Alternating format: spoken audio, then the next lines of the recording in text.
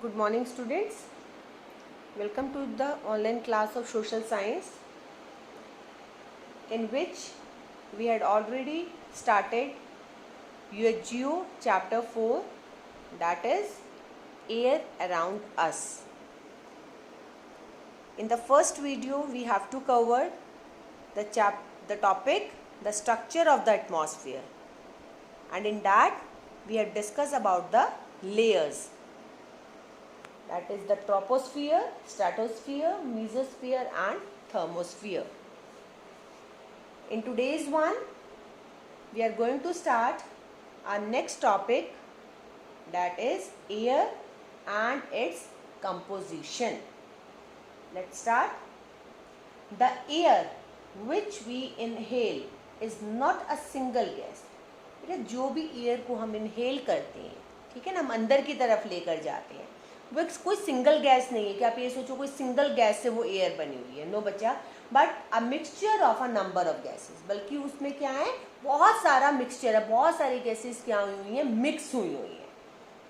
It is found that up to an altitude of 90 kilometres from the earth surface. और बेटा ये चीज़ देखी जाती है, ये मतलब एक तरीके से हमें पता चलता है कि जैसे जैसे हम 90 किलोमीटर्स की हाइट पर जाते हैं अर्थ सरफेस से, the proportion of 3 major gases present in the atmosphere is uniform. तो 3 गैसेस प्रेजेंट होती हैं बेटा, एक मतलब एक प्रोपोर्शन में, अपना अपना उनका प्रोपोर्शन होता है जो गैसेस वहाँ पर प्रेजेंट होती हैं. इन द एटमॉस्फेयर इज यूनिफॉर्म, मतलब एक सेम तरीके की गैसेस आपको मिलेंगी व्हेन यू, जिसको हम कहते हैं when you reach 90 kilometres above from the earth's surface. These major gases are, और बेटा ये 3 जो मेजर गैसेस हैं जो आपको पूरे आपके एटमॉस्फेयर में मिलती हैं, उनका नाम है, first is nitrogen, second oxygen and third is carbon dioxide. But above 90 kilometre, और बेटा जैसे ही 90 किलोमीटर से हम ऊपर की तरफ जाते हैं अर्थ सरफेस से, the composition begins to change. तो हमारी जो कंपोजिशन होती है, कंपोजिशन क्या होती है, किस किस चीज़ से क्या चीज़ बनी होती है, ठीक है ना, कंपोज्ड ऑफ. तो कंपोजिशन हमारी क्या होने लग जाती है, वो चेंज होने लग जाती है due to increase in the proportion of lighter gases like helium. इसमें क्या हो जाएगा बेटा, जैसे जैसे आपकी कंपोजिशन में चेंजेस आएंगे due to the increase in the proportion. अब इसमें किस चीज़ में कैसे चेंजेस आ रहे हैं, इंक्रीज हो जाएगा, मतलब एक थोड़े से चेंजेस आएंगे और कुछ प्रोपोर्शन इंक्रीज हो जाएगी लाइटर गैसेस की, थोड़ी थोड़ी सी, जैसे कि आपकी बहुत ही लाइटर गैस है हीलियम, ठीक है बच्चे. अपार्ट फ्रॉम दीज गैसेस, इन गैसेस को छोड़कर बच्चा, the air also contains some amount of dust particles and water vapours. अब जो आपकी एयर है उसमें क्या क्या कंटेन किया होता है बच्चे, कुछ अमाउंट आपका डस्ट पार्टिकल्स का होता है और some amount is of the water vapours. Let us understand the importance of each of these constituents in the atmosphere. अब हम जितने भी हमारे एयर जो गैसेस हैं जिससे कंपोज्ड हुआ है सारा का सारा आपकी एयर, अब हम one by one we have to discuss each and every gas. So first one is your nitrogen. It occupies 78% of the total volume in the air. अब आपके जिसको हम कहते हैं ना, आपके पास डायग्राम भी है ये, और आप खुद से देखो जो ब्लू कलर पार्ट है पूरा का पूरा, ठीक है ना, एक आपकी कंपोजिशन ऑफ एयर को शो किया हुआ, जो पूरा का पूरा जो आपका ब्लू कलर का पार्ट है, मतलब जो पूरी एयर में, इट मीन जो 78% बच्चा जो पार्ट है इसका, वो कौन सी गैस का है, वो है आपकी नाइट्रोजन का, ठीक है जी. It is thus the most plentiful gas but has little direct importance to living organism. अगर देखा जाए तो बेटा इसका वॉल्यूम, इसका देखो आप जो परसेंट है वो सबसे ज़्यादा है, बट उसके बाद भी इसकी जो इम्पोर्टेंस है लिविंग ऑर्गेनिज्म में वो क्या है, it's little bit lesser. When we inhale air, हम जैसे भी इनहेल करते हैं ना बेटा, अंदर की तरफ लेके जाते हैं एयर को, a major amount of nitrogen is not utilised. तो जो एक बड़ा पार्ट है ना जो इस नाइट्रोजन का, वो यूज ही नहीं होता, हम उसे यूटिलाइज ही नहीं करते इनसाइड आवर बॉडी सिस्टम, अपने बॉडी के लिए हम उसका यूज ही नहीं करें, जबकि हम ये देख रहे हैं कि 78% जो है वो नाइट्रोजन गैस का है, बट फिर भी इसका डायरेक्टली कोई भी यूज लिविंग ऑर्गेनिजम्स के साथ नहीं है। On the contrary plant absorb nitrogen through the soil. अब दूसरी साइड पे देखा जाए, on the other hand plants भी बेटा जो एब्जॉर्ब करते हैं नाइट्रोजन को, वो भी डायरेक्टली नहीं करते, वो भी थ्रू द सॉइल, मतलब सॉइल से नाइट्रोजन लेते हैं, सॉइल के थ्रू आती है वो नाइट्रोजन इनके पास, डायरेक्टली वो भी कोई प्रोसेस नहीं है। This is used by plants to support their growth and development. और प्लांट्स इसको यूज करते हैं किस लिए बेटा? अपनी ग्रोथ के लिए और डेवलपमेंट के लिए, कि उसकी ग्रो हो जाए, अच्छे से ग्रोथ हो जाए, और सोइल के थ्रू वो क्या करते हैं? नाइट्रोजन को एब्जॉर्ब कर लेते हैं। Thus nitrogen is indirectly useful to us. अब देखो बेटा, बिल्कुल सही बात है, प्लांट्स भी उसको इनडायरेक्टली ले रहे हैं, तो लिविंग ऑर्गेनिजम्स के साथ भी कोई डायरेक्ट एक कांटेक्ट नहीं है, तो जो भी नाइट्रोजन का यूज है वो क्या है? टोटली इनडायरेक्टली यूजफुल है। वो डायरेक्टली कोई भी चीज हम इसको क्या कर रहे हैं? इनहेल भी नहीं कर रहे हैं और किसी भी वे में इसका यूज भी नहीं कर रहे। Now come to the second gas, that is oxygen. It is the second major gas in volume which makes up about 21% of the air. सबसे ज्यादा थी नाइट्रोजन 78%. अब अकॉर्डिंग टू द डायग्राम अब आप खुद से देख लीजिए, जो ग्रीन कलर का पार्ट है बेटा 20.9 वाला, अप्रॉक्सीमेटली 21% जो है आपकी एयर में, वो कौन सी गैस है सेकेंड नंबर पर? That is oxygen. All living organisms, whether human beings or animals, inhale oxygen from the surrounding air to stay alive. अब जितने भी living organisms है बच्चा, इधर वो ह्यूमन बींग्स हैं या आपके एनिमल्स हैं, सबके सब क्या इनहेल करते हैं? क्या कहते हैं? Oxygen from the surrounding of the air. हमें सराउंडिंग से जो मिलती है, हम ऑक्सीजन को लेते हैं, हम ऑक्सीजन को इनहेल करते हैं. क्यों करते हैं ऑक्सीजन को इनहेल? जिंदा रहने के लिए, to stay alive. Thus, oxygen is known as a life supporting gas. इसीलिए बेटा अब आपको पता है कि जिंदा रहने के लिए ऑक्सीजन का होना बहुत जरूरी है. That's why the other name of this gas is life supporting gas. The atmosphere is continuously replenished of oxygen by the green plants through the process of photosynthesis. अब ये जितना आपका एटमॉस्फेयर में ना बच्चा कॉन्टिन्यूटी में ये ये हमारे पास गैस है, ठीक है ना, ऑक्सीजन है, ये क्या होती जा रही है? रिप्लेनिश, हम रिफिल करते जा रहे हैं, बार बार बनती जा रही है. ये किसके थ्रू हो रही है? ये फोटोसिंथेसिस के थ्रू, ग्रीन प्लांट्स के थ्रू. ग्रीन प्लांट्स का प्रोसेस होता है कि वो ऑक्सीजन हमें देते हैं और कार्बन डाइऑक्साइड ले लेते हैं. हमारा उल्टा होता है, हम क्या लेते हैं? हम ऑक्सीजन लेते हैं, कार्बन डाइऑक्साइड को छोड़ते हैं. प्लांट्स का बिल्कुल इससे ऑपोजिट हो जाता है. प्लांट्स में क्या होता है? प्लांट्स में इसी प्रोसेस के थ्रू वो कार्बन डाइऑक्साइड लेते हैं और ऑक्सीजन क्या कर देते हैं? एक्सेल कर देते हैं. सिंपल सी चीज है. इस प्रोसेस को बोलते हैं हम फोटोसिंथेसिस.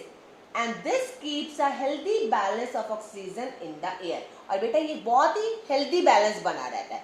जिस चीज की हमें नीड है प्लांट्स हमें वो दे देते हैं, जिसकी प्लांट्स को नीड है हम प्लांट्स को वो दे देते हैं. तो इट मीन्स क्या है? बड़ा ही बैलेंस का सिस्टम है ये.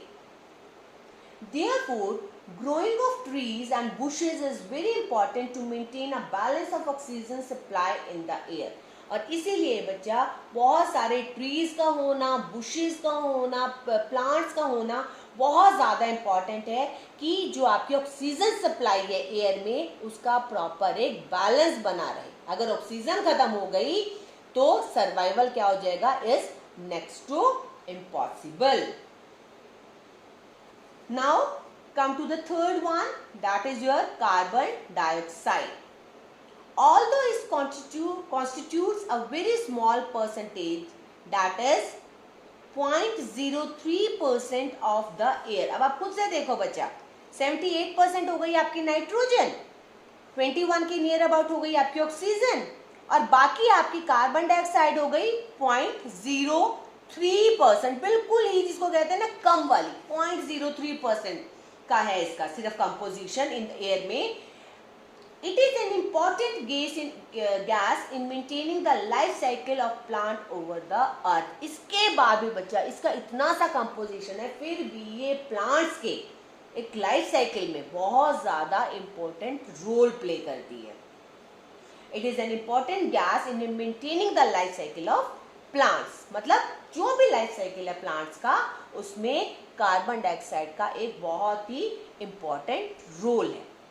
The carbon dioxide gas absorbs heat of the sun. अब कार्बन डाइऑक्साइड गैस आपकी क्या करती है, जितनी भी हीट होती है ना बेटा सन की, ये उसको ना बड़े अच्छे से ना एब्जॉर्ब कर लेती है अपने अंदर, और and warms up the lower atmosphere, और क्या कर देती है, गर्म कर देती है अर्थ का जो लोअर एटमॉस्फेयर होता है उसको एकदम से गर्म कर देती है, मतलब वार्म कर देती है. सारे कार्बन डाइऑक्साइड को एब्जॉर्ब करना सन की और वार्म कर देना किसको, लोअर एटमॉस्फेयर, किसके, अर्थ के सरफेस को. ये किसकी सबसे बड़ी क्वालिटी है. Human beings and animal releases carbon dioxide during the process of respiration. अब चाहे वो ह्यूमन बीइंग्स हैं, चाहे वो एनिमल्स हैं, वो क्या करते हैं, रिलीज करते हैं, छोड़ते हैं कार्बन डाइऑक्साइड, और जब वो छोड़ते हैं, एक्सेल करते हैं इसको, उस प्रोसेस को हम बोलते हैं respiration. The green plants draw this carbon dioxide from the atmosphere and utilize it during the process of photosynthesis. और जब ये ग्रीन प्लांट्स होते हैं वो क्या करते हैं, इस कार्बन डाइऑक्साइड को draw the carbon dioxide from the atmosphere, मतलब वो क्या कर रहे हैं, ले रहे हैं कार्बन डाइऑक्साइड को एटमॉस्फेयर से, एंड यूटिलाइज इट, और उसको यूटिलाइज कर रहे हैं किस प्रोसेस के थ्रू, फोटोसिंथेसिस के through. In this way, a balance is maintained in the atmosphere. अब मैंने आपको ऑक्सीजन के टाइम पर भी बताया था, क्या हो जाता है, दोनों का बैलेंस हो जाता है, ठीक है ना. हमें जरूरत है ऑक्सीजन की, प्लांट्स को जरूरत है कार्बन डाइऑक्साइड की, तो किससे क्या हो जाएगा, बैलेंस हो जाएगा. हम रिलीज कर रहे हैं कार्बन डाइऑक्साइड और प्लांट रिलीज कर रहे हैं आपके ऑक्सीजन, तो इससे क्या हो जाएगा कि जो चीज हमें चाहिए वो हम ले लेंगे, जो प्लांट्स के लिए जरूरी है वो प्लांट्स ले लेगा, और एक पूरे के पूरे एटमॉस्फेयर में बैलेंस रहेगा. If the amount of carbon dioxide is more in the air, अगर बच्चा इसका अमाउंट आपकी एयर में ज़्यादा हो जाता है, it can adversely affect the living beings. तो इसका बहुत ही नेगेटिव इम्पैक्ट आ जाएगा बच्चा लिविंग बींग्स के ऊपर, क्योंकि लिविंग बींग्स के लिए ये अच्छी नहीं है. Since the carbon dioxide has a property to absorb it, जबकि बेटा हम ये कहते हैं कि कार्बन डाइऑक्साइड गैस में प्रॉपर्टी है, उसकी एक जिसे कहते हैं इंपॉर्टेंस है कि वो एब्जॉर्ब कर लेती है हीट को, but it increases temperature of the atmosphere, और साथ के साथ ये टेम्परेचर को भी इंक्रीज कर देती है एटमॉस्फेयर के, क्योंकि देखो बेटा हीट को एब्जॉर्ब करेगी, एटमॉस्फेयर क्या हो रहा है, सॉरी टेम्परेचर क्या हो रहा है, इंक्रीज हो रहा है, बढ़ रहा है, विच इन टर्न, जिसका रिजल्ट क्या होगा, increases the temperature over the earth surface. अब बेटा जब इतनी एब्जॉर्ब कर लेगी हीट को, टेम्परेचर इंक्रीज हो जाएगा, तो ऑटोमेटिकली जो अर्थ के सरफेस का टेम्परेचर क्या होगा, वो बहुत ज़्यादा होता चला जाएगा और उतनी ज़्यादा गर्मी होती चली जाएगी. तो अगर इसका जो भी ये कंपोनेंट है, अगर इसका वॉल्यूम और इंक्रीज हो जाता है, तो उतना ही टेम्परेचर हमारे एटमॉस्फेयर में, हमारी एयर में, हमारे अर्थ सरफेस में और इंक्रीज हो जाएगा. This is cause global warming. और जब टेम्परेचर इतना ज्यादा इंक्रीज हो जाएगा, इससे क्या होगा, पूरे के पूरे अर्थ सरफेस में ग्लोबल वार्मिंग वाली सिचुएशन आ जाएगी, मतलब इतनी हीट कि हम सोच भी नहीं सकते, which is threatening the life support system of this planet. और जो एक खतरा बन जाएगा आपकी किसके लिए, अर्थ है, जो आपका प्लैनेट है, इसके लिए, क्योंकि इतनी गर्मी हो जाएगी, इतनी ग्लोबल वार्मिंग हो जाएगी, और इतनी गर्मी में देखो बेटा ना तो कोई भी सर्वाइव नहीं कर पाएगा, ना ह्यूमन बींग्स कर पाएंगे, not even the animals. Apart from these major gases, अब बेटा इन 3 मेजर गैसेस को छोड़कर the atmosphere also has some important gases. आपके एटमॉस्फेयर में और भी इम्पॉर्टेंट गैसेस हैं बच्चे, जिसको हम कहते हैं लाइट गैसेस, और भी हैं, जैसे argon, helium, methane etcetera in small volume. पर इनका जो वॉल्यूम है बेटा वो बहुत कम है, ठीक है ना, इनका जो कंटेंट है ये बहुत ज़्यादा क्या है, कम है. The water vapours and dust particles are the other important components present in the atmosphere. अब इन्हीं गैसेस के साथ साथ बच्चे आपके पास वाटर वेपर्स भी हैं, आपके डस्ट पार्टिकल्स भी हैं, जो कंपोनेंट्स हैं किसके, एटमॉस्फेयर के, जिससे आपका पूरा का पूरा एटमॉस्फेयर क्या होता है, जो एयर है वो पूरी की पूरी एक तरीके से बनती है। सबसे फर्स्ट नंबर पर आपके नाइट्रोजन जो 78% है, देन ऑक्सीजन जो 21% है, देन कार्बन डाइऑक्साइड जो 0.03% है, और उसके बाद थोड़ा सा अमाउंट किसका है आपका, आर्गन का, हीलियम का, मीथेन का, आपके डस्ट पार्टिकल्स का, आपके वाटर वेपर्स का। They have their own relevance. अब इनकी जो अपनी है, इनकी जो प्रेजेंस है वो अपने आप में एक अलग है, ठीक है ना बच्चा, ये अपने आप में एक रिलेवेंट है। The atmosphere also hold solid particles of dust, salt, pollen etcetera. अब आपके एटमॉस्फेयर में बच्चा सॉलिड पार्टिकल्स भी हैं, जैसे डस्ट हो गई, सॉल्ट हो गया, पोलन हो गया, मतलब छोटे छोटे से पार्टिकल्स, ये और भी चीज़ें हैं जो आपके एटमॉस्फेयर में, जिन्हों एटमॉस्फेयर में रहती है, जो चीज़ें होल्ड की हुई हैं।